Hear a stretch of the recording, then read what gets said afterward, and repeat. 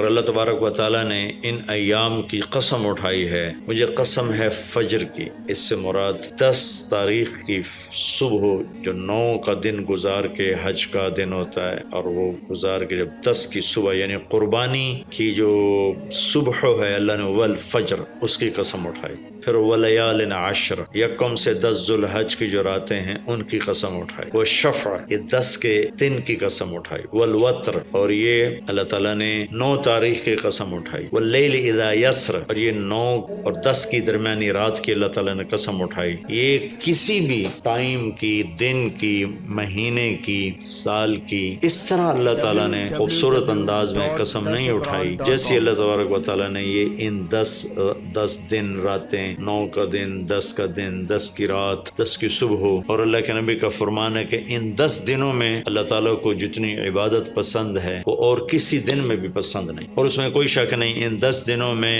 سب سے بڑی عبادت وہ حج ہے، جس کو اللہ تعالیٰ نصیب فرمائے اور جس کے مقدر میں فرمائے۔ حج ان 10 دنوں کی سب سے بڑی عبادت ہے۔ عرفات کی ایک دن کی حاضری وہ 10 لاکھ دن کی حاضری یا 1 لاکھ دن کی عبادت کے برابر ہوتی ہے، اور عرفات کے دن کی حاضری میں اللہ تعالیٰ کا ارشاد ہوتا ہے، میرے بندو آج اتنے گناہ لے کر آؤ، جتنے بارش کے قطرے، جتنے درختوں کے پتے، جتنے ریت کے ذرے، جتنے گردش ایام میں جب سے ٹائم شروع ہوا ہے اس میں بننے والے دن اور رات، اور یہاں کے توبہ کرو میں سب معاف کروں۔ اور عرفات کے دن جتنا شیطان ذلیل ہوتا ہے اتنا کسی دن بھی ذلیل نہیں ہوتا۔